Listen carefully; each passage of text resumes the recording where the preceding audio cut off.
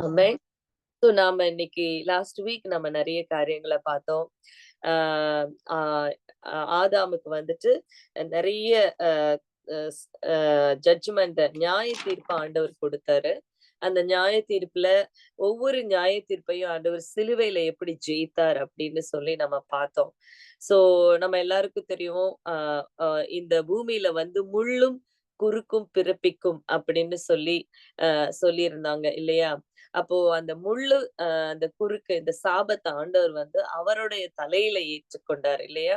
அந்த முள் முடியாய் சூட்டப்பட்ட ஏசப்பா அந்த சாபத்த ஜெயித்தாரு. நம்ம வாழ்க்கையில இருக்கிற அந்த முள்ளு, அந்த வேதனை அது எல்லாத்தையும் ஆண்டவர் என்ன பண்ணாரு? சிலுவையில ஜெயித்ததுனால, நமக்கு வந்து சமாதானத்தையும், நமக்கு வந்து சுகத்தையும், நமக்கு வந்து ஆண்டவர் அந்த பலவீனத்துல ஒரு ஒரு ஒரு சுகத்தையும் குடுத்து, அந்த சாபத்த ஆண்டவர் என்ன பண்ணாரு? முறியடிச்சாரு. அப்புறம் மரணத்த வந்து ஆதாமுக்கு சாபமா கொடுத்தாரு. ஆண்டவர் அந்த மரணத்தையும் ஜெயித்து, மரணம் இல்ல. இந்த இந்த உடல் மட்டும் தான் இங்க இருக்குமே தவிர, நம்மளோட உயிர் ஆண்டவர் எங்க கொண்டு போறாரு? 2ஆம் அ அ நமக்கு லைஃப குடுத்து எட்டர்னல் நித்திய ஜீவன ஆண்டவர் நமக்கு கொடுத்தாரு. ஸோ ஆதாமுக்கு கொடுத்த ஒவ்வொரு நியாய தீர்ப்புலயும் தேவன் சிலுவையில ஜெயித்தத நம்ம பார்த்தோம். அந்த வீடியோவ நான் அனுப்பி குடுக்குறேன். மீன் ஆடியோ ரெக்கார்டிங்க வந்து நான் அனுப்பி குடுக்குறேன். இது எல்லாத்தையும் ஆண்டவர் வந்து என்ன பண்ணாங்க? ஹalleluya!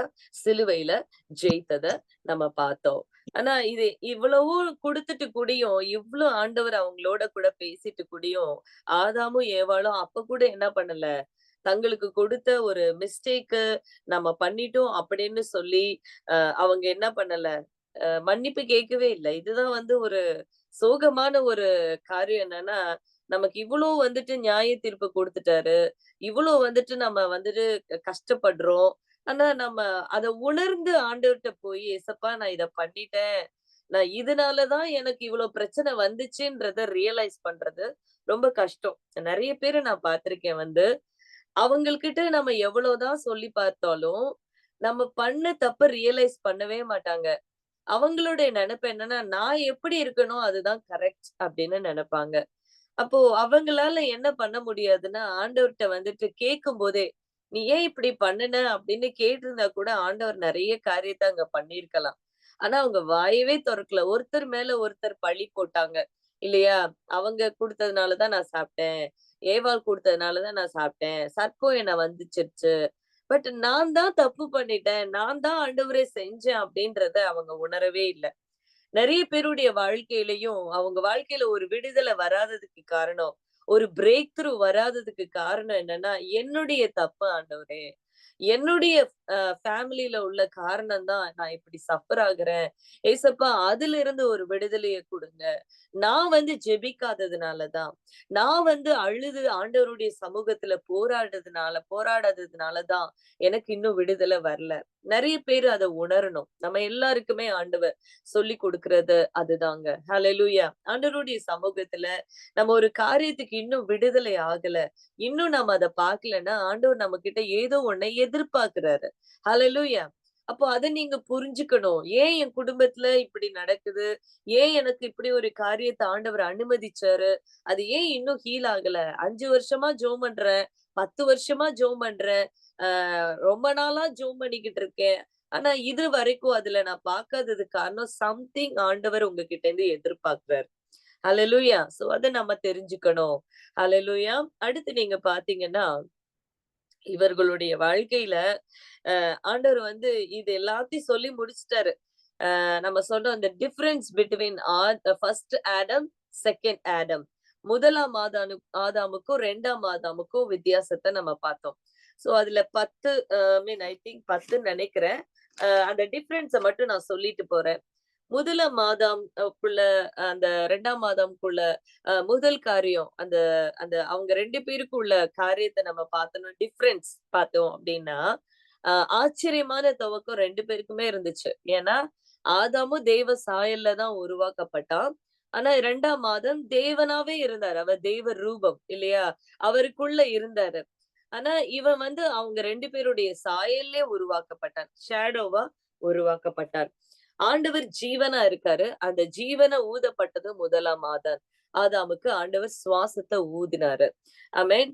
சோ நீங்க பாத்தீங்க அப்படின்னு சொன்னா, பிந்தின ஆதாம் வந்து தேவனுடைய தற்சொரூபமா இருந்தவர். பிந்தின ஆதாம். அது எங்க இருக்கு அப்படின்னா, கொலோசியர் 1:15, யோவான் 1:1, எபிரேயர் 1:3 இதுலலாம் நீங்க போய் படிச்சீங்கன்னா, பிந்தின ஆதாம குறிச்சு நம்ம படிக்கலாம்.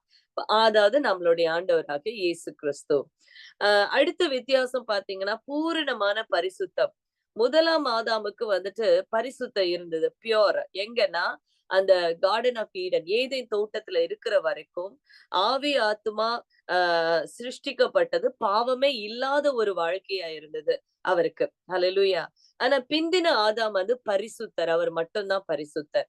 இவங்களுக்குள்ள பாவம் இல்லாம இருந்ததுதான். ஹalleluya. இந்த பூரண அந்த ஃபர்ஸ்ட் ஆதாமுக்கு பாவம் இல்லாத பியூர் தெளிந்த ஒரு இல்லன்னா சுத்தமான அ ஒரு மனிதனா அவர் இருந்தாரு. எந்த ஒரு பாவமும் இல்லாத. ஏன்னா அந்த பரிசுத்தத்தினால மூடப்பட்டிருந்தாங்க இந்த முந்தின ஆதாம். பட் 2ஆம் ஆதாமாகிய இயேசு யாரு? பரிசுத்தர். அவர் பாவமே இல்லாதவர். அவர் தேவனுடைய குமாரனாய் இருந்தார். இல்லையா? எங்க இருக்கு? யோவானுக்கு எழுதின நிருபம் 10:30, 17:21லிருந்து 22, எபிரேயர் 7:26, 1 கொரிந்தியர் 15:47, ஆ ரெவலேஷன் வெளிப்படுத்தின விசேஷம் 5:11, 14 இதுல எல்லாத்துலயும் 2ஆம் ஆதாமாகிய இயேசு எப்படிப்பட்டவர்? அவர் எப்படி பரிசுத்தமானவர்? அப்படின்றத பார்க்கலாம். 3வது டிஃபரன்ஸ பார்த்தீங்கன்னா, தலைமைத்துவம். அந்த தலைமைத்துவம் மனிதனுடைய வம்சத்துக்கு யாரு கொடுத்ததுன்னா, நீங்கள் இதையெல்லாம் ஆண்டு கொள்ளுங்கள்னு சொல்லி, ஆண்டவர் அந்த தலைமைத்துவத்த மனித வம்சத்துக்கு யாருக்கு கொடுத்ததுன்னா, ஆதாமுக்கு கொடுத்தாரு. ஹalleluya. ஆனா 2ஆம் ஆதாமாகிய ஏசப்பாவுக்கு இந்த உலகத்தில் இருக்கிற எல்லாவற்றிற்கும் என்ன கொடுக்கப்பட்டது? அதிகாரம் கொடுக்கப்பட்டது. அடுத்து 4வது நீங்க பார்த்தீங்கன்னா, வாழ்வு கொடுத்தவங்க அப்படின்னா, வாழ்வு கொடுத்தவர்கள் அப்படின்னா, 1ஆம் ஆதாம் தன்னுடைய சந்ததிக்கு அடுத்த தலைமுறைக்கு அவங்க என்ன பண்ணாங்க? ஜெனரேஷன கொடுத்தாங்க. 2ஆம் ஆதாம் ஆகிய இயேசப்பா இந்த பூமியில இருக்கிற ஒவ்வொருத்தவங்களுக்கும் என்ன பண்ணாங்க? அடுத்த தலைமுறைகளுக்கு அவர் ஆளுகை செய்கிறவராய், அடுத்த தலைமுறைக்கு அவர் தகப்பனாய் மாறினார். ஹalleluya. நமக்கு அப்பா, பிதாவே என்று கூப்பிடுகிற புத்திர சுவிகாரத்தை ஆண்டவர் நமக்கு கொடுத்தார். அதுதான் 2ஆம் ஆதாம். அடுத்து பிந்தின ஆதாம். அது எங்க இருக்கு அப்படின்னு சொன்னா, எபேசியர் 1:20-22, அதுக்கப்புறம் அப்போஸ்தலர் 10:36 இதுல எல்லாத்துலயுமே இருக்கும். அடுத்து சோதிக்கப்படுதல். இந்த சோதிக்கப்படுதல்ல 1ஆம் ஆதாம் என்ன ஆயிட்டான்? தோல்வி அடைஞ்சுட்டான் சாத்தானால. பட் 2ஆம் ஆதாம் ஆகிய ஏசப்பா மனுஷனாலும் பிசாசினாலும் சோதிக்கப்பட்டு ஜெயித்தார். ஹalleluya. 2த்தையுமே அவர் ஜெயித்தாரு. மனுஷங்கிட்டயும் அவரு ஜெயித்தாரு. பிசாசையும் அவரு ஜெயித்தாரு. ஆனா இந்த 1ஆம் ஆதாம் மனுஷங்க கிட்டயும் தோத்துட்டாரு. யார் தெரியுமா? ஏவாளு. சொன்ன உடனே நம்பிட்டாரு. ஹalleluya. அடுத்து பிசாசோடைய அந்த தந்திரத்துக்கு அவன் என்ன பண்ணிட்டான்? கண்கள் அடைக்கப்பட்ட அவன் வந்து தோல்வி அடைஞ்சுட்டான். பிசாசனுடைய தந்திரத்துக்கு அவன் என்ன பண்ணான்? அடிமை ஆயிட்டான். ஆனா ஆண்டவர் என்ன பண்ணாரு? மனுஷங்க வச்ச ஒவ்வொரு காரியத்திலயும் அவர் ஜெயித்தாரு. பிசாசு கொண்டு வந்த சோதனைகளையும் அவர் ஜெயித்தாரு. இதுதான் 2ஆம் ஆதாம். சோ அவர் மூலமா நாம என்ன பண்ணோம்? ஜெயிக்கணும். அதுதான் நான் இந்த வித்தியாசத்த நான் உங்களுக்கு சொல்றேன். அடுத்து வந்து அ 1ஆம் ஆதாமுக்கு வந்து பெரிய தோல்வி அண்ட் பெரிய வெற்றி. அடுத்த டிஃபரன்ஸ் நீங்க பார்த்தீங்கன்னா, அந்த பெரிய தோல்வி என்னன்னா, பாவம் செய்ததுனால அவங்களுக்கு என்ன கிடைச்சது? தங்களுடைய ஆளுமையை இழந்தாங்க. அந்த அத்தாரிட்டியே இழந்து போயிட்டாங்க. ஹalleluya. சோ அதுதான். அந்த அத்தாரிட்டி என்னது? அந்த தோட்டத்த வந்து பண்படுத்துறது, அந்த தோட்டத்த பாதுகாக்கிறது, எல்லாத்துக்கும் மேலயும் நீங்க இத எல்லாத்தையும் கீழ்ப்படுத்துங்கன்னு சொன்னாரு.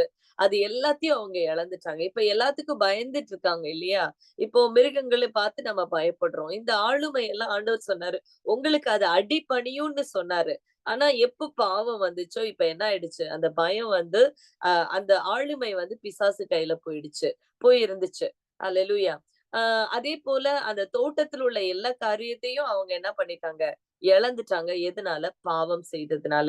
இப்போ அந்த ஃபேமிலி தோட்டம் என்பது தேவனுடைய ஃபேமிலியா இருந்தது. அந்த ஃபேமிலிய இப்ப யாரு கண்ட்ரோல் பண்ணிட்டு இருந்தது?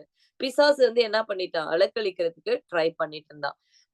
சோ அதையும் அவங்க என்ன பண்ணிட்டாங்க, இழந்துட்டாங்க. இப்போ குடும்பத்தோட கண்ட்ரோல், அவங்களோட கண்ட்ரோல் எல்லாத்தையும் யார் எடுத்துட்டா? ஆமென். பிசாசு எடுத்துட்டான். ஆனா 2ஆம் ஆதாமாகிய இயேசப்பா பாவமே செய்யாமல் நமக்காக சிலுவையில மரித்து மரணத்தை ஜெயித்து பாவத்தையும் அவர் ஜெயித்தார். ஹalleluya. பெரிய விக்டரிய ஆண்டவர் சிலுவையில ஜெயித்தார். இவங்களுடைய ஆளுமையை எல்லாத்தையும் ஆண்டவர் என்ன பண்ணாரு? பிசாசினுடைய தலையை அவர் நசுக்கி, ஆமென். ஆண்டவர் அந்த ஆளுமையை தேவன் திருப்பியும் நமக்கு அந்த அதிகாரத்தை கொடுத்தார். சோ இந்த இடத்துல நீங்க பாத்தீங்க அப்படின்னு சொன்னா, ஒரே ஒரு காரியத்தை மட்டும் நான் உங்களுக்கு சொல்லிட்டு அதுக்கப்புறம் நம்ம கண்டினியூ பண்ணலாம். யாத்ராகமம் எங்க அப்படின்னு சொன்னா 4வது அதிகாரம். யாத்ராகமம் 4வது அதிகாரம். இந்த ஆளுகையை பத்தி நீங்க பாத்தீங்க அப்படின்னு சொன்னா, மோசே கிட்ட ஆண்டவர் இங்க ஒரு ஒரு ஒரு ஆவிக்குரிய அர்த்தத்துல அவர் அங்க பேசுறத பார்ப்போம். மோசே வந்து ஆண்டவர்கிட்ட பேசிட்டு இருக்கும்போது ஆண்டவர் சொல்லுவாரு, அந்த அடையாளத்தை காண்பீங்கன்னு சொல்லும் போது 4வது அதிகாரத்துல யாத்ராகமம் 4வது அதிகாரத்துல கர்த்தர் அவனை நோக்கி 4வது அதிகாரம் 2வது வசனம், உன் கையில் இருக்கிறது என்ன என்று கேட்டார். அதற்கு அவன் வந்து ஒரு கோல் என்றான். அப்போ ஆண்டவர் சொல்றாரு, அதை தரையில போடு அப்படின்னு சொல்லும்போது அது சர்ப்பமாயிற்று. மோசே என்ன பண்ணிட்டாரு, அதுக்கு பயந்து விலகு ஓடிட்டாரு. அப்போ கர்த்தர் மோசேயை நோக்கி உன் கையை நீட்டி அத வாலப்பிடி அப்படின்னு சொல்லுவாரு.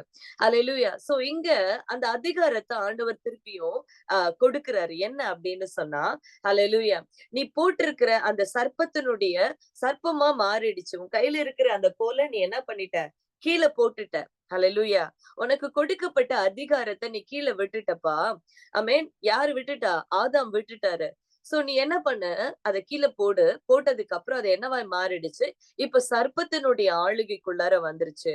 அப்ப ஆண்டவர் சொல்றாரு, நீ என்ன பண்ண, வாலை பிடி அப்படின்னு சொல்றாரு. ஏன் ஆண்டவர் வந்து தலைய பிடிக்க வேணாம்னு சொன்னாரு? தலைய வந்துட்டு ஆண்டவர் என்ன பண்ணிட்டாராம், அங்க ரொம்ப அழகா ஆண்டவர் சொல்வாரு, மோசே நீ இந்த சர்ப்பத்தை பார்த்து பயப்பட வேண்டாம். நீ அதோட வாலை பிடி. ஏன் அப்படின்னா, அதனுடைய தலைய வந்து நான் என்ன பண்ணிட்டேன், சிலுவையில நசுக்கிட்டேன். ஹalleluya. இன்னைக்கு இங்க இருக்கிற ஒவ்வொரு பிள்ளைகளை பார்த்தும் அதுதான் சொல்றாரு ஆண்டவர். ஹalleluya. சிலுவையில நான் என்ன பண்ண போறேன், அவனுடைய தலையை நான் நசுக்க போறேன். சோ நீ என்ன பண்ண, வாலை பார்த்து பயப்படாத. அதனுடைய அதிகாரத்தை, இப்ப வால்ல இருக்கிற அதிகாரத்தை நீ எடுக்கணும். அதோடைய தலையை நான் நசுக்கிட்டேன். வாலை மட்டும் நீ பிடிச்சா போதும். அந்த அதிகாரத்தை நான் உனக்கு கொடுக்கிறேன். நீ இதை எடுத்து என்ன பண்ண, ஜனங்களுக்காக நீ முன் செல்ல. ஹalleluya. அந்த கோலை நீ மொத்தமா நீ எடுக்கணும். தலைய நான் நசுக்கிட்டேன், வாலை நீ பிடிக்கணும். இதுதான் ஆண்டவர் உங்ககிட்டயும் எனக்கிட்டயும் சொல்றாரு. எந்த ஒரு பிரச்சனைய பார்த்தும், சர்ப்பத்தை பார்த்தும், சர்ப்பம் என்கிற தோல்விய பார்த்து, சர்ப்பம் என்கிற பிரச்சனையை பார்த்து, சர்ப்பம் என்கிற போராட்டத்தை பார்த்து, சர்ப்பம் என்கிற பல காரியங்களை பார்த்து நீ பயப்படாத. உனக்கு முன்னாடி இந்த பிசாசு வாலை மட்டும்தான் ஆட்டிக்கிட்டு இருக்கான். ஹalleluya. ஆனா தலையை நான் என்ன பண்ணிட்டேன், நசுக்கிட்டேன் சிலுவையில. ஆண்டவர் அதனாலதான் மோசேயை பார்த்து சொல்லுவாரு, வாலை பிடி. ஹalleluya. ஏன்னா தலைய நான் நசுக்கிட்டேன். ஹalleluya. எப்பேற்பட்ட ஒரு ஒரு காரியத்தை ஆண்டவர் நமக்கு சொல்லி கொடுக்கிறாரு. சோ இங்க அதே போலதான் அவங்க என்ன பண்ணிட்டான், ஆதாம் வந்துட்டு தன்னுடைய ஆளுமைய இழந்துட்டான். ஆண்டவர் அவனுடைய தலையை சிலுவையில நசுக்கி, ஆமென், அந்த அதிகாரத்தை திரும்ப ஆண்டவர் எடுத்தாரு. ஹalleluya. எல்லாருக்கும் புரியுதா இந்த இடத்துல? ஏசப்பா எவ்வளவு பெரிய அற்புதத்தை நமக்காக செஞ்சிருக்காங்க இல்லையா? சோ இன்னைக்கு நம்மளோட வாளை பார்த்து நம்ம எல்லாரும் பயந்துகிட்டு இருக்கோம். இந்த உலகத்துல இருக்கிற சின்ன காரியத்தையும் சின்ன பிரச்சனைகளையும் பார்த்து நம்ம என்ன பண்ணிக்கிட்டு இருக்கோம், பயந்துகிட்டு இருக்கோம். But God has a authority. ஆண்டவர் நமக்கு என்ன பண்ணிருக்காராம், அந்த அத்தாரிட்டிய கொடுத்திருக்காரு. ஹalleluya. அடுத்து நீங்க பாத்தீங்கன்னா சாபமும் உயிர்த்தெழுதலும். ஏன்னா லாஸ்ட் வீக் நான் ரொம்ப ஃபாஸ்டா சொல்லிட்டு போயிட்டேன். அதனால கொஞ்சம் நிதானமா உங்களுக்கு சொல்லி கொடுக்கிறேன். சோ அடுத்து வந்து இவங்களுக்குள்ள வேறுபாடு என்ன அப்படின்னு சொன்னா, சாபமும் உயிர்த்தெழுதலும். சோ முதலாம் சாபத்தை பெற்றதால் முதலாம் ஆதாம் என்ன பண்ணிட்டான், தன்னுடைய கீழ்ப்படியாததுனால சாபத்தை மரணத்தையும் பெற்றான். பிந்தின ஆதாம் கடைசி சத்ரு மரணம் என்று அறிந்து அந்த சாபத்தை தான் ஏற்றுக்கொண்டு மரணத்தையும் ஜெயித்து உயிர் தெழுந்தவரே. ஆமென். நம்ம படிக்கலாமா? 1 கொரிந்தியர் 15:26. வேகமா எடுக்கலாம், எனக்கு டைம் இல்ல. இன்னைக்கு நான் எப்படியாச்சும் அதை முடிச்சிடணும். 1 கொரிந்தியர் எல்லாரும் பைபிள் வச்சிருக்கீங்களா? பைபிள் ஸ்டடிக்கு வந்து ஆமென். சோ நம்ம எல்லாரும் எடுத்து படிக்கலாமா? 1 கொரிந்தியர் 15:26. ஹalleluya. Praise God. பரிகரிக்கப்படும் கடைசி சத்துரு மரணம். ஆமென். ஆமென். ரோமருக்கு எழுதின நிருபம் 8:22. வேகமா ஃபாஸ்டா படிக்கலாமா? ரோமர் 8:22. ஆகையால் நமக்கு தெரிந்திருக்கிறபடி படிங்க படிங்க. நமக்கு தெரிந்திருக்கிறபடி இதுவரைக்கும் சர்வ சிருஷ்டியும் ஏகமாய் தவித்து பிரசவ வேதனைப்படுகிறது. ஆமே. நமக்கு தெரிந்திருக்கிறபடி சோ எல்லாமே வந்து என்ன நடந்துட்டு இருக்கா? பிரசவ வேதனை படுகிறது இல்லையா? சோ இது எல்லாத்தையும் ஆண்டவர் என்ன பண்ணாரு? அந்த மரணத்தையும் அந்த ஒரு சாபத்தையும், அந்த பிரசவ வேதனை அப்படின்றது சாபத்தை குறிக்குது இல்லையா? அது வந்து ஆண்டவர் என்ன பண்ணாரு? தன்னோட சிலுவையில ஏற்றுக்கொண்டு என்ன பண்ணாராம்? அதை ஜெயித்தார். அப்படின்னா அந்த ஆவிக்குரிய அர்த்தம் நம்மளுடைய வாழ்க்கையில் இருக்கிற ஒரு விடுதலையும் ஒரு ஒரு ஒரு ஒரு டெலிவரன்ஸ வந்து அவர் என்ன பண்ணாரா? ஹல்லேலூயா, சிலுவையில ஏற்று ஜெயித்தார் அப்படின்னு சொல்லி வசனம் சொல்லுது. ஹல்லேலூயா. அந்த கடைசி சத்ரு, அதுதாங்க நம்மளோட வாழ்க்கையில இருக்கிற அந்த மரணம் என்கிற கடைசி சத்ருவை அவர் வந்து ஜெயித்தாரு. ஹல்லேலூயா, பிரைஸ் காட். ஆண்டவர் நமக்காக எல்லாவற்றையும் ஒண்ணா எல்லாத்தையும் இழந்ததை எல்லாத்தையும் ஆண்டவர் ரொம்ப அழகா நீங்க பாத்தீங்கன்னா அதுக்கு அடுத்த வசனம் 1வது அந்த 1 கொரிந்தியர் 15:25-26 படிக்கணும். எல்லா சத்துருக்களையும் தமது பாதத்திற்கு கீழாக்கி போடும் வரைக்கும் அவர் ஆளுகை செய்ய வேண்டியது. பரிகரிக்கப்படும் கடைசி சத்துரு மரணம்.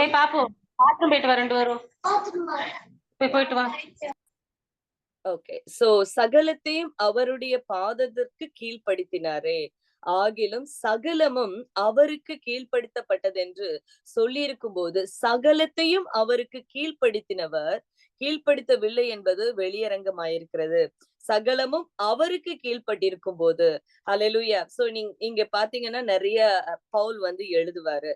சோ அந்த கடைசி சத்துருவையும் அவர் அவருடைய பாதத்துல கீழ்ப்படுத்திட்டாரு, அதை கொன்னுட்டாரு, அத வந்து கிரஷ் பண்ணிட்டாரு, அவனுடைய தலையை நசுக்கிட்டாரு. அதுதான் என்ன ஆணுச்சு? நமக்கு புதிய ஜீவனை கொண்டு வந்தது, நித்திய ஜீவனை கொண்டு வந்தது. சோ சாபமும் உயிர்த்தெழுதலும், நம்மளுடைய சாபத்திற்கு பதிலா ஹல்லேலூயா அவர் என்னத்தை கொண்டு வந்தாராம்? உயிர்த்தெழுதல் என்கிற ஒரு காரியத்தை கொண்டு வந்தார். ஹல்லேலூயா. நமக்கு என்ன இருக்கு?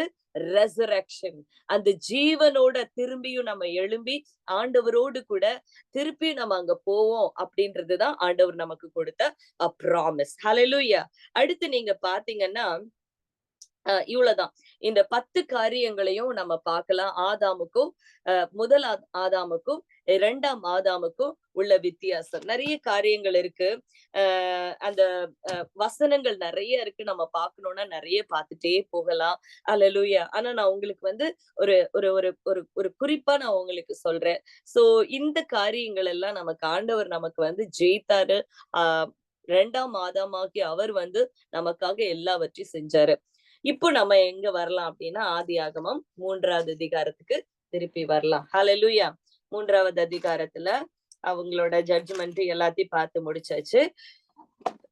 இப்ப நம்ம எங்க வருவோம் அப்படின்னா 20வது வசனத்துக்கு நம்ம எல்லாரும் வரலாம். ஆமென்.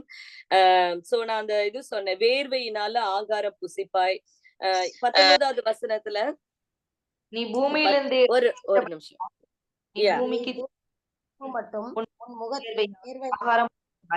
நீ மண்ணாய் இருக்கிறாய், மண்ணுக்கு திரும்புவாய் என்றார். ஆதாம் தன் மனைவி போதும். சோ நம்ம இத வந்து பார்த்தோம் இல்லையா? பூமியிலிருந்து எடுக்கப்பட்டபடினால நீ பூமிக்கு திரும்ப மட்டும் உன் முகத்தின் வேர்வையினால ஆகாரம் புசிப்பாய். சோ இந்த முகத்தின் வேர்வையை குறிச்சு நான் உங்களுக்கு லாஸ்ட் வீக் சொன்னேன்னு எனக்கு ஞாபகம் இல்ல. ஆண்டவர் வந்து தன்னுடைய கடைசி அந்த சிலுவையை கொண்டு போகிறதுக்கு முன்னாடி ஹல்லேலூயா ஆண்டவர் என்ன பண்ணுவாரு அப்படின்னு சொன்னா, தன்னுடைய முகத்தின் வேர்வைய இந்த பூமியில சிந்துவாரு ரத்தமா. ஹalleluya. அப்போ அந்த முகத்தின் வேர்வை அப்படின்றது என்னவா இருந்தது இவங்களுக்கு? சாபமாய் மாறினது. யாருக்கு? ஆதாமுக்கு. ஆனா அந்த சாபத்தை தன்னுடைய முகத்தின் வேர்வை, ஏசப்பாவுடைய முகத்தினுடைய வேர்வை ரத்தமா இந்த பூமியில சிந்தப்பட்டது. ஹalleluya. சோ அதனால என்ன நடந்தது? என்ன நடந்தது? நம்ம எல்லாருக்கும் தெரிஞ்ச விஷயம்தான். அதனால நம்மளுடைய வாழ்க்கையில என்ன இருக்கு? ஒவ்வொரு காரியத்தையும் ஆண்டவர் நமக்கு ஆசீர்வாதமா, சந்தோஷத்தை ஆண்டவர் கொடுத்தாரு. அந்த அந்த வேர்வையை ஆண்டவர் சிந்தினதுனால, நம்ம செய்கிற ஒவ்வொரு காரியத்துக்கும் ஆண்டவர் என்ன பண்ணாரு? சமாதானத்தை கொடுத்து, சந்தோஷத்தை கொடுத்து, நீங்க என்ன பண்ண வேண்டாம், உன்னோட முகத்தின் வேர்வையினால அப்படின்னு சொல்ற ஒரு காரியம் என்னன்னா, வருத்தத்தோட, கஷ்டத்தோட, ஆமென், பூமிக்கு திரும்ப மட்டும் நம்ம செஞ்சுக்கிட்டு இருந்தோம். ஆனா ஆண்டவர் வந்ததுக்கு அப்புறம் நமக்கு என்ன கொடுத்தாரு அப்படின்னா, சமாதானத்தோடு கூட நம்ம ஆகாரத்தை புசிக்கிறதுக்கு தேவன் நமக்கு உதவி செய்தார். ஹalleluya. ஜாய்ஃபுல்லி நம்ம ஒவ்வொரு நாளும், அதனாலதான் ஏசப்பா பிரேயருக்கு கூட சொல்லி தரும்போது, அன்றன்றுள்ள ஆகாரத்தை எங்களுக்கு தாரும் ஆண்டவரே.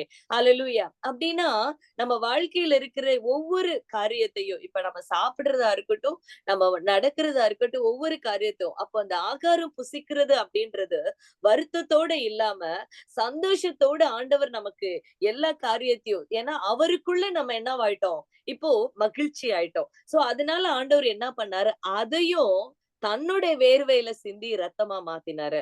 ஹalleluya. அப்ப இந்த உலகத்துல இருக்கிற ஒவ்வொருத்தவங்களுக்கும் ஆகாரம் கொடுப்பது யார்தான்? ஆண்டவர் தான். ஆண்டவருடைய வசனம் சொல்லுது, திக்கற்ற பிள்ளைகளுக்கும் ஆகாரம் கொடுப்பது அவர்தான். ஹalleluya. பறவைகளுக்கு ஆகாரம் கொடுப்பது அவர்தான். சோ அப்ப நம்மளுடைய வாழ்க்கையிலையும் என்ன காரியம் இந்த உலகத்துல வந்தாலும், ஆஹ் தயவு செஞ்சு எல்லாரும் மியூட் பண்ணுங்க ப்ளீஸ். நான் பைபிள் ஸ்டடி எடுத்துட்டு இருக்கும் போது வேற எந்த காரியத்தையும் செய்யாதீங்க ப்ளீஸ். சோ என்ன அப்படின்னு சொன்னா, அந்த அந்த வேர்வையை ஆண்டவர் சிந்தி நமக்கு நம்மளோட ஒவ்வொரு காரியத்தையும் சமாதானத்தோட ஆண்டவர் என்ன பண்ணிருக்காரு? நடத்தியிருக்காரு. அடுத்து நீங்க பாத்தீங்கன்னா, மண்ணா இருக்கிறாய் நீ மண்ணுக்கே திரும்புவாய். இந்த மண்ணினுடைய அனுபவத்தை ஆண்டவர் சங்கீதத்துல சொல்லுவாரு, நீ மண் என்று கர்த்தர் என்ன பண்றாராம்? நினைவு கூறுகிறார் அப்படின்னு சொல்லி வசனம் சொல்லுது. அப்படின்னா நம்ம மண்ணாதான் இருக்கிறோம். ஆனா நம்ம மண்ணுக்கு நம்ம சரீரம் போகுமே தவிர, நம்மளுடைய ஆவி, ஆத்துமா எங்க போகும்? பரலோகத்துக்கு போகும். அதனாலதான் ஆண்டவர் என்ன பண்ணாரு? ஹalleluya. இந்த மண்ணான சரீரத்தை, ஹalleluya, இந்த பூமியில அவர் மரணத்தை சந்திச்சு கல்லறையில வைக்கப்பட்டாங்க. ஹalleluya. அதுக்கப்புறம் அந்த கல்லறையில இருந்து ஆண்டவர் என்ன பண்ணாரு? புதிய சரீரத்தோட அவர் என்ன பண்ணாரு? உயிர் தெழுந்தார். ஹalleluya. அந்த உயிர்த்தெழுந்த அனுபவம் அப்படின்றது, இந்த மண்ணான சரீரம் இந்த மண்ணுக்கு போயிட்டு ஆண்டவர் என்ன பண்ணாரு? ஒரு புதிய சரீரத்தோட திருப்பி வந்தாரு. ஹalleluya. நிறைய பேருக்கு அவர் அடையாளம் தெரியல. நிறைய பேருக்கு அவர் எப்படி இருந்தாரு அப்படின்றத எக்ஸாக்டா சொல்ல முடியல. ஹalleluya. அவரோட காயங்களை தொட்டு பார்த்து தெரிஞ்சுக்கிட்டாங்க அவர்தான் இயேசு என்று. அப்ப அவருடைய சரீரம் என்னவாயிற்று? டிரான்ஸ்ஃபார்ம் ஆயிடுச்சு. அப்ப நம்ம வாழ்க்கையிலையும் மண்ணுக்கு நம்மளோட சரீரத்தை போகுமே தவிர, ஹalleluya, நம்மளுடைய ஆவி ஆத்துமாவுக்கு ஆண்டவர் புதிய ஒரு சரீரத்தை, புதிய ஒரு பாடிய ஆண்டவர் கொடுப்பார் அப்படின்ற ஒரு காரியத்தை சிலுவையில ஆண்டவர் ஜெயித்து காண்பித்தார். உயிர் தெழுந்து ஆண்டவர் காண்பித்தார். எப்படி நான் மரணத்தை ஜெயித்து உயிர் தெழுந்தேனோ, அதே போல நீங்க எல்லாருக்கும், உங்க எல்லாருக்கும், என்னை விசுவாசிக்கிறவன் எவனோ அவன் கெட்டு போகாமல், அப்படின்னா இந்த மண்ணுக்குள்ள நீங்க போகாம, அவன் நரகம் என்கிற கெட்டு போகிற ஆக்கினைக்குள்ள நீங்க போகாம, நித்திய ஜீவனை, அப்படின்னா நித்தியமான உங்களுக்கு ஆவிக்குரிய அந்த சரீரத்தை நான் உங்களுக்கு கொடுத்து என்னுடைய குடும்பத்துல, என்னுடைய பரலோகத்துல உங்களை சேர்த்துக் கொள்வேன்னு சொல்லி ஆண்டவர் நமக்கு என்ன பண்ணிருக்காரு? வாக்குத்தத்தம் பண்ணிருக்காரு. அதுதான் சிலுவையில ஜெயித்தாரு. ஹalleluya. சோ இது எல்லாமே பார்த்தாச்சு. அடுத்து 20வது அதிகாரம் 20வது வசனம் சொல்லுது, ஆதாம் தன் மனைவிக்கு ஏவாள் என்று பெயரிட்டான். ஆமென். அவள் ஜீவன் உள்ளோருக்கெல்லாம் தாயானவள். சோ இங்க ஒரு விஷயத்த நம்ம பாத்துக்கலாம். இப்ப ஆண்டவர் இவ்வளோ சாபத்தை கொடுத்துட்டாரு, இவ்வளோ காரியத்தை ஜட்ஜ்மெண்ட் எல்லாம் கொடுத்த உடனே ஆமென். இவங்க 2 பேரும் இப்ப என்ன பண்ணிருப்பாங்க? யூசுவலா ஒண்ணு அழுதுருப்பாங்க, இல்லைன்னா ரொம்ப சோகமா உட்கார்ந்திருப்பாங்க. என்னன்னா ஆண்டவரே, இனி வந்து என்ன பண்ண போறோம்? எல்லா சாபத்தையும் நீங்க கொடுத்துட்டீங்களே.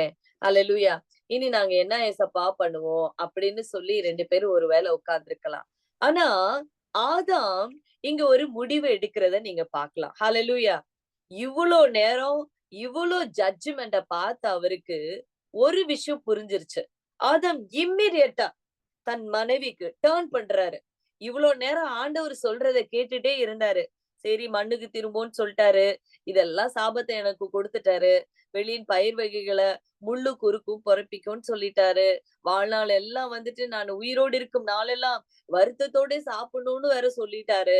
முகத்தின் வேர்வையால சாப்பிடணும்னு சொல்லிட்டாரு.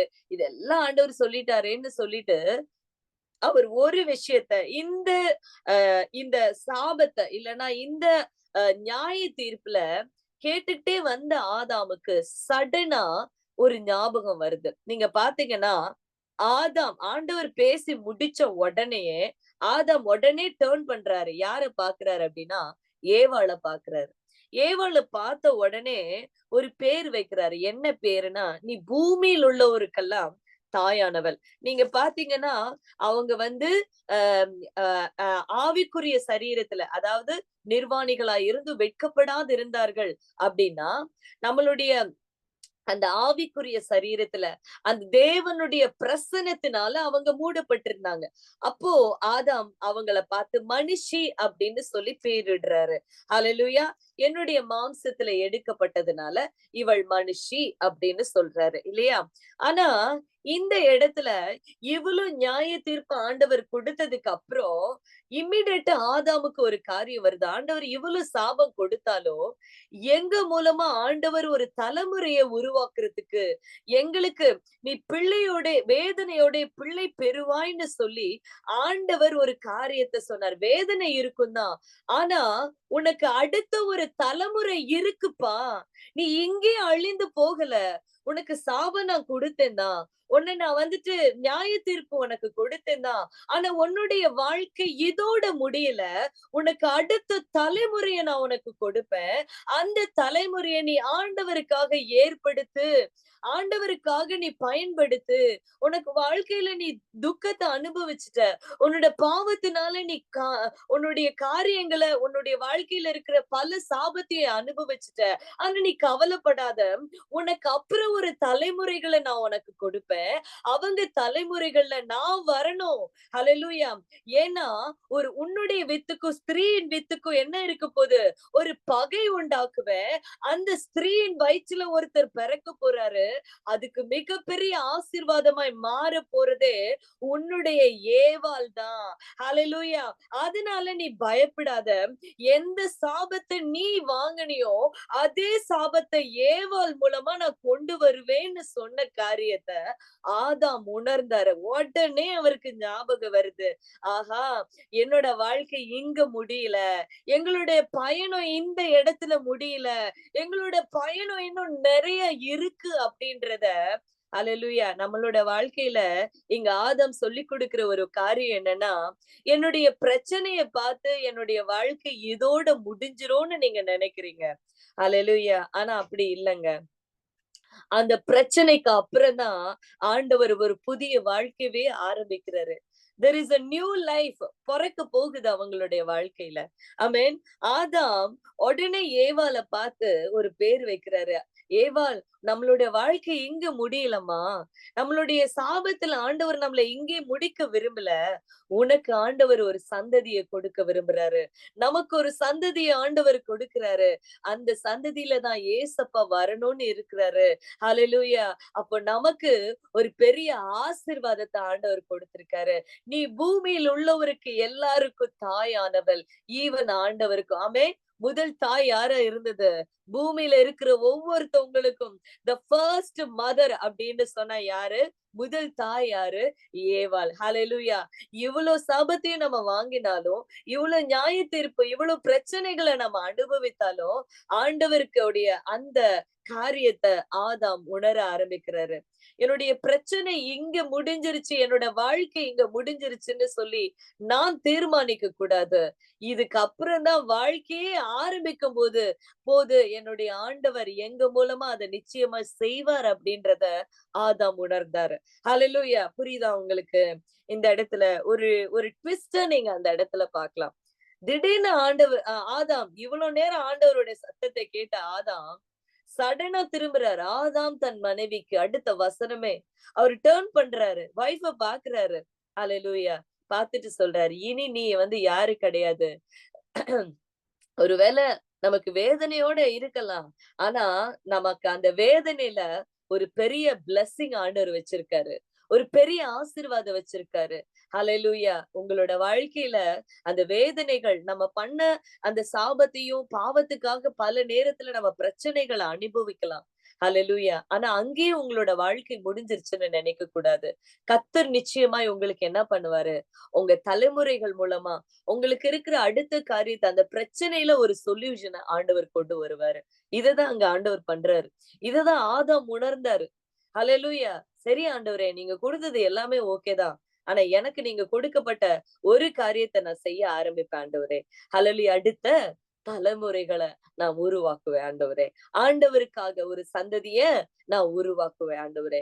நானும் என்னோட ஃபேமிலியும் சேர்ந்து என்ன பண்ணுவோம், தேவனுடைய திட்டத்தை செயல்படுத்தும். இப்பவாது தேவனுடைய திட்டத்தை செயல்படுத்துற ஆண்டவரே. ஹalleluya. அப்போ ஒவ்வொரு பிள்ளைகளுடைய வாழ்க்கையிலும் ஆண்டவருடைய திட்டம் பெருசு.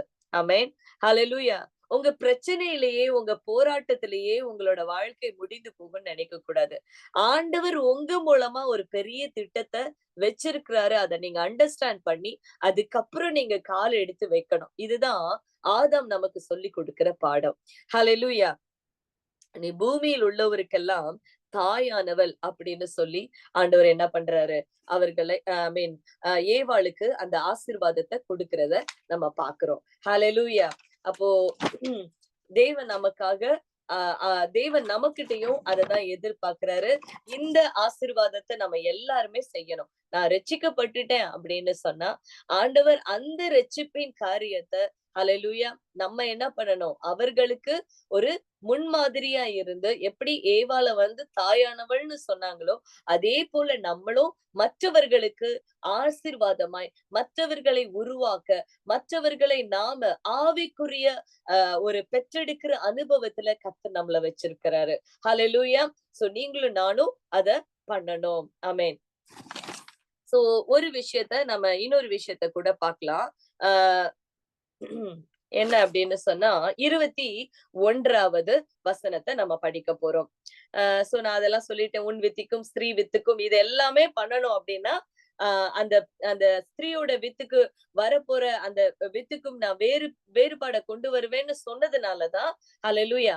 அப்போ ஆதாமுக்கு எல்லாமே ஞாபகம் வந்த உடனேயே, நீதான் அந்த தலைமுறையை உருவாக்க போற, உனக்கு இத்தனை சாபம் கொடுத்துட்டும் ஆண்டவர் நமக்கு ஒரு பெரிய ஆசீர்வாதத்தை வச்சிருக்காரு.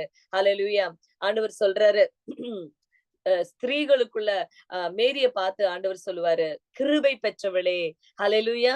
அந்த கிருபை ஆண்டவர் அவங்களுக்கு கொடுத்தாங்க. அவங்க மூலமா ஏசப்பா அந்த கிருபைகளை நமக்கு கொடுத்தாங்க. நம்ம எல்லாரும் யாருதான் இப்போ கிருபை பெற்றவர்கள். ஹalleluya. சோ தேவன் அப்படிப்பட்ட ஆசீர்வாதத்தை அங்க கொடுத்தார். ஹalleluya. நெக்ஸ்ட் நம்ம பார்க்கலாம் 21வது வசனம். ஹalleluya. இப்போ தேவனாகிய கர்த்தர் ஆதாமுக்கும் அவன் மனைவிக்கும் தோலுடைகளை உண்டாக்கி அவர்களுக்கு உடுத்தினார். போதும் போதும்.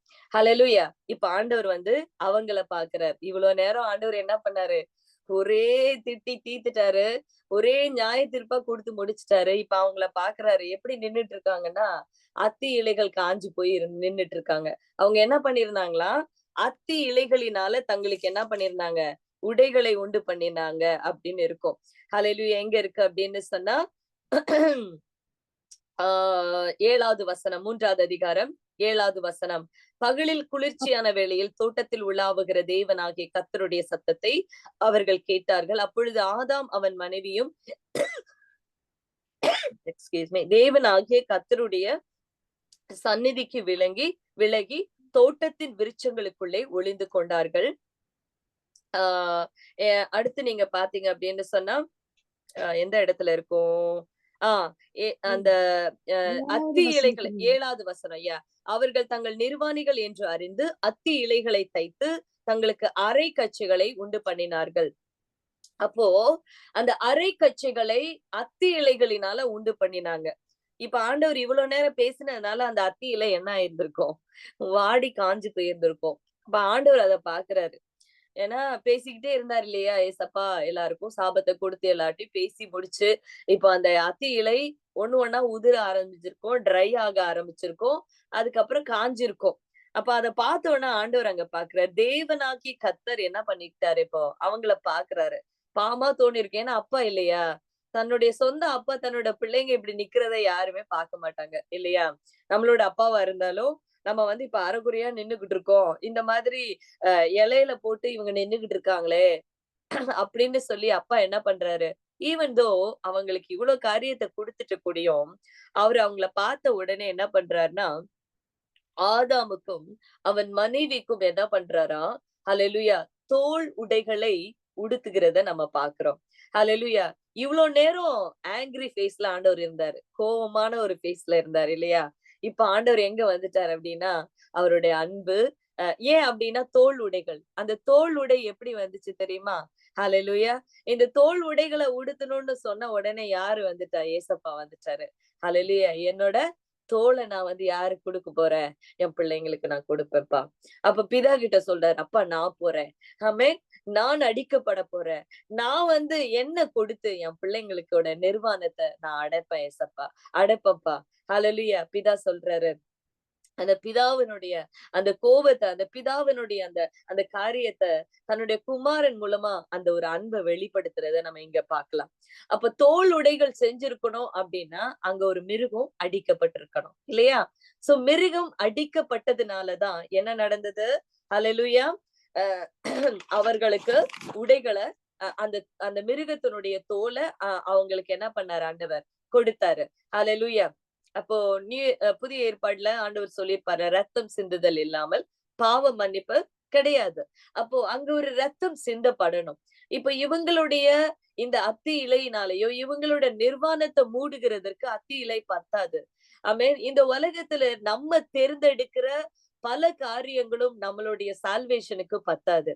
ஆமென். நம்மளோட தீர்மானம் என்னன்னா, அங்க போனா எனக்கு விடுதலை, இங்க போனா எனக்கு இது கிடைக்கும், அவங்க சொல்ற மாதிரி. No no.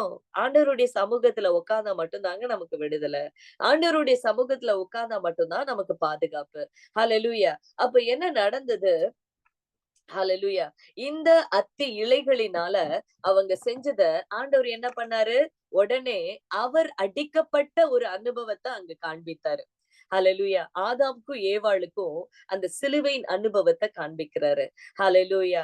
எப்படி ஒரு மிருகம் அடிக்கப்பட்டு, ஆமென், தன்னுடைய அந்த தோலை வந்து அந்த தோல் உடைகளை வந்து எப்படி வந்து ஆண்டவர் வந்து அங்க வந்து அவங்களுக்கு கொடுத்தாரோ, அதே போல ஒரு மிருகம் அடிக்கப்பட்ட ஒரு ஒரு அந்த மிருகத்துக்கு பதிலா ஆண்டவராகிய இயேசு கிறிஸ்து அடிக்கப்பட்டத, சோ நம்ம எல்லாருமே அதோட டிஃபரன்ஸ நான் ஒரே ஒரு வாட்டி உங்களுக்கு காண்பிச்சு கொடுத்துறேன். அந்த பிக்சரை மட்டும் நான் எடுத்துக்கிறேன். தேவன் நல்லவர், எத்தனை நல்லவர். அப்போ ஆதாமுக்கும் ஏவாளுக்கும் அந்த விஷயத்த அங்க காண்பிச்சு கொடுக்கிறாரு. ஹல்லேலூயா. நமக்கும் அப்படிதாங்க. நம்மளோட வாழ்க்கையிலும் அப்படிதான். ஏசப்பா அவர் அடிக்கப்பட்டதுனாலதான் இன்னைக்கு வரைக்கும் நமக்கு என்ன பண்ணிருக்காரு? ஹல்லேலூயா. அவருடைய இரட்சிப்பின் வஸ்திரம், அவருடைய அந்த தோள் அப்படின்றது, அந்த இரட்சிப்பின் வஸ்திரத்தை ஏசப்பா நமக்கு கொடுத்திருக்காங்க. ஹல்லேலூயா. விசுவாசிக்கிறீங்களா? ஏசப்பா நமக்கு அந்த தோல் உடைகளை கொடுத்ததுனாலதான் இன்னைக்கு அந்த இரட்சிப்பின் வஸ்திரத்தினால நாம மூடப்பட்டிருக்கோம். ஒரு காலத்துல சாபத்தையும் பாவத்தையும் நம்ம அனுபவிச்சோம். ஒரு காலத்துல நம்ம தோல்வியில இருந்தோம். ஒரு காலத்துல நம்ம என்னவா இருந்தோம்? ஆண்டவரை அறியாத பாவத்துல மூழ்கி இருந்தோம். ஆண்டவருடைய ரத்தம் நம்மள என்ன பண்ணுச்சா? பாதுகாத்தது. ஹல்லேலூயா. சோ இந்த பிக்சரை நான் உங்களுக்கு காண்பிச்சு கொடுக்கிறேன். ஆஹ் உங்களுக்கு ஃபுல்லா தெரியுதான்னு தெரியல. ஒரே நிமிஷம், எனக்கு அது ஃபுல் ஸ்கிரீன்ல வர மாட்டேங்குது. உங்களுக்கு ஃபுல்லா தெரியுதா? Praise God. தெரியுது சிஸ்டர். ஃபுல்லா தெரியுதா? 2 சைடும் தெரியுதா? 2 சைடும் தெரியும். ஆமா 2 சைடுமே 1 to 7 வரைக்கும் தெரியுது. தெரியுதா? ஓகே. ஒரு நிமிஷம் இருங்க. நான் இப்ப என்னோட போன்ல எடுத்துக்கிறேன். Price God. எஸ். சோ அப்போ ஆண்டவர் வந்து இங்க நீங்க படிக்கலாம். இந்த 2 இலைகளுக்கும் உள்ள வித்தியாசத்தை நீங்க பார்க்கலாம். அத்தி இலைகளுடைய டிஃபரன்ஸ் என்ன அப்படின்னு சொன்னா, பாவத்தினால கண்டுபிடிக்கப்பட்டது. ஆமென். என்னதுனால கண்டுபிடிக்கப்பட்டது? நம்மளுடைய வாழ்க்கையில இந்த இந்த உலகத்துக்கு கொடுக்கப்பட்ட நம்மளுடைய பாவத்திற்காக மூடப்பட்ட பல காரியம் இருக்கும். அதுதான் அத்தி இலையினுடைய அனுபவம். ஹல்லேலூயா. பாவத்தினால கண்டுபிடிக்கப்பட்டதுதான் என்னது? அத்தி இலை. அதாவது இந்த உலகத்துடைய காரியத்தினால, இந்த உலக பாவத்திற்கு நம்ம மறைக்கிறதுக்கு செய்யப்பட்ட பல காரியங்கள் அப்படி கூட வச்சுக்கலாம். ஆனா தோலுடை அப்படின்றது தேவனால நமக்கு கொடுக்கப்பட்ட எட்டர்னல் சால்வேஷன். ஹல்லேலூயா. அப்படின்னா இன்னொரு விஷயத்த கூட சொல்லலாம். இந்த பாவத்தினால கண்டுபிடிக்கப்பட்டது இன்னைக்கு நாம வந்துட்டு வெளியரங்கமா நம்ம மறைக்கிறதுக்காக யூஸ் பண்ண இந்த ட்ரெஸ்ன்னு கூட வச்சுக்கலாம். ஆமென். இந்த நம்ம போட்டிருக்கோம் இல்லையா இப்போ ட்ரெஸ், இது வந்து அத்தி இலைக்கு அடையாளம். ஆனா உள்ளுக்குள்ள இன்னும் என்ன ஆகல, நிர்வாணமா தான் இருக்கும். ஆனா தோளுடை ஆண்டவரால கொடுக்கப்பட்ட அந்த உடை என்னது? உள்ளாரையும் வெளியிலையும் மறைக்கப்பட்ட அனுபவமா தோளுடை இருக்கு. ஹல்லேலூயா. சோ இந்த அத்தி இலை அப்படின்றது நம்ம வெளியில மறைக்கிறதுக்காக யூஸ் பண்ற இந்த டெம்பரவரியான ட்ரெஸ் தான். ஆனா உள்ளார இருக்கிற பாவத்தை மறைக்கிறதுக்கு தேவன் என்ன பண்ணாரு? அவருடைய இரட்சிப்பு என்கிற சால்வேஷன் உடைய கொடுத்தாரு. அது உள்ளாரையும் வெளியிலையும் பரிசுத்தத்தை நமக்கு பாதுகாக்கிற உடையா இருக்கு. ஹல்லேலூயா. அடுத்து 2வது, மனுஷனே தனக்கு உண்டாக்கி கொண்டது. உண்மையாலுமே இந்த Dress நம்ம உண்டாக்குனதுதான் இல்லையா? ஹல்லேலூயா. இது வந்து என்ன பண்ணலாம்? நம்மளுடைய சரீரத்தை மூடுறதுக்காக பயன்படுத்த முடியும். ஆனா நம்மளோட பாவத்தை மூடவோ, நம்மளோட இருதயத்தை மூடவோ, நம்மள சுத்திகரிக்கவோ, பரிசுத்தம் ஆக்குறதுக்கோ இந்த அத்தி இலைக்கு முடியாது. ஆனா தேவனை உண்டாக்கி கொடுத்ததுதான் அந்த தோலுடைகள். அது வந்து நம்மளோட உள்ளும் புறமும் வெளியிலையும் நம்மள வந்து என்ன பண்ணுது? ஆண்டவர் அவர் உண்டாக்கினது, அவர் கொடுத்தது என்னவாக்குது? நம்மள பரிசுத்தமான ஒரு சால்வேஷனால பரிசுத்தமா நம்மள என்ன பண்ணுது? பாதுகாத்து நம்மளை மூடிக்கொள்ளுது. ஹல்லேலூயா. அப்ப அந்த பரிசுத்தத்தை நம்ம என்ன பண்ணணும்? பாதுகாக்கணும். அடுத்து நீங்க பாத்தீங்கன்னா அத்தி இலையுடைய 3வது காரியம் அரைக்கச்சை அளவானது. அரைக்கச்சைன்னா அவங்க பாதிதான் பண்ணிக்கிட்டாங்க. அரைக்குறை Dress தான். ஹல்லேலூயா. முழுசா இன்னும் மூடல. அப்படின்னா நம்ம வெளிப்புறமா மட்டும்தான் இப்ப மூடி இருக்கோம். உள்ளார இன்னும் மூடல. நம்மளோட இருதயம் இன்னும் பாதுகாக்கல. இருதயம் இன்னும் கெட்டதாதான் இருக்கு. நம்மளோட சரீரம் இன்னும் என்னவா இருக்கு? பாவத்துலதான் இருக்கு. ஹல்லேலூயா. ஆனா ஆண்டவர் முழு உடலுக்கும் உடுத்தப்பட்ட ஒரு உடையை கொடுத்தார். ஆவி, ஆத்மா, சரீரம் முழுவதுக்கும் ஆண்டவர் என்ன கொடுத்தாரு? இரட்சிப்பை கொடுத்தார். புரியுதா உங்களுக்கு? யாருக்காவது ஏதாவது டவுட் இருந்தா நீங்க கேட்கலாம். ஹல்லேலூயா. அடுத்து அந்த அத்தி இலையுடைய அனுபவம் 4வது காரியம் பாத்தீங்கன்னா அவசரத்துல உருவாக்கப்பட்டது. அப்படிதான் நம்ம வாழ்க்கையில என்ன பாவம் செஞ்சுட்டு நம்ம அவசரமா பல காரியத்தை செய்வோம். ஆமென். இந்த அவசரத்துல உருவாக்கப்பட்டது அப்படின்னு சொல்றது என்னன்னா டெம்பரவரியான ஒரு காரியத்துக்காக டெம்பரவரியா இந்த உலகத்துல நம்ம என்ன பண்றோம்? நம்மள மறைக்கிறதுக்கு நம்ம யூஸ் பண்ற ஒரு காரியம் தான் இது. ஆனா ஆண்டவர் கொடுத்தது ஆமா இந்த உலகத்துல இருக்கிற வரைக்கும் தானே நம்ம அவுட்டர் Dress அதாவது டெம்பரவரியா நம்ம வந்து இந்த சரீரத்துக்காக Dress போட்டுட்டு இருக்கோம். ஆனா உள்ளார இந்த பெர்மனன்ட் அதாவது கம்ப்ளீட்டா அந்த சால்வேஷன் இரட்சிப்புக்காக ஹல்லேலூயா அவசியத்தில் உருவாக்கப்பட்டது. உங்களோட வாழ்க்கையில இருக்கிற எட்டர்னல் லைஃப் மரணம் வரைக்கும் உங்களை பாதுகாக்கிறது அந்த இரட்சிப்பின் வஸ்திரம் தான். ஹல்லேலூயா. இந்த வஸ்திரம் கிடையாது. நம்ம போட்டிருக்கோம் இல்லையா? இந்த வஸ்திரம் நம்மளுடைய டெம்பரவரி லைஃப்க்கு தான். ஆனா நம்மளோட சரீரத்தை மறைக்கதான். ஆனா நம்மளோட ஆவிக்குரிய வாழ்க்கையும் நம்மளோட பரிசுத்தத்தையும் பாதுகாக்கிறது, கடைசி வரை பாதுகாக்கிறது.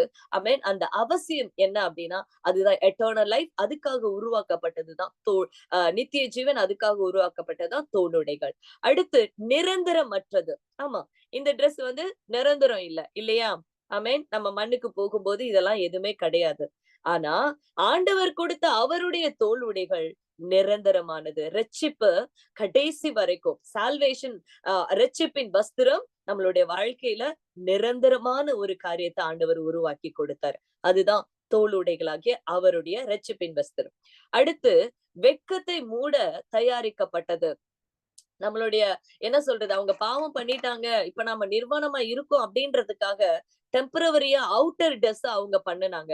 வெளியில மறைக்கிறதுக்காக வஸ்திரத்தை அவங்க உண்டு பண்ணினாங்க. ஆனா ஆண்டவர் உண்டு பண்ணினது, அந்த வஸ்திரத்தினுடைய அடையாளம் என்னன்னா, ஆமென், தேவ அன்பினால தயாரிக்கப்பட்டது. அப்படின்னா அந்த அன்பினால நிரந்தரமா அந்த அந்த அந்த கில்ட்டி ஃபீலிங், அந்த வெட்கம் அது இல்ல. ஆண்டவருடைய சமூகத்துல அப்படின்னா என்ன அர்த்தம் அப்படின்னா, பாவம் என்கிற அந்த ஒரு குற்ற உணர்வு உங்களுக்கு வராது. ஏசப்பா அப்படிப்பட்ட இரட்சிப்பின் வஸ்திரத்தை உங்களுக்கு கொடுத்திருக்காரு. அப்ப அந்த வஸ்திரத்தை நம்ம அணிஞ்சிருக்கும் போது குற்ற உணர்வு உங்களுக்கு வராது.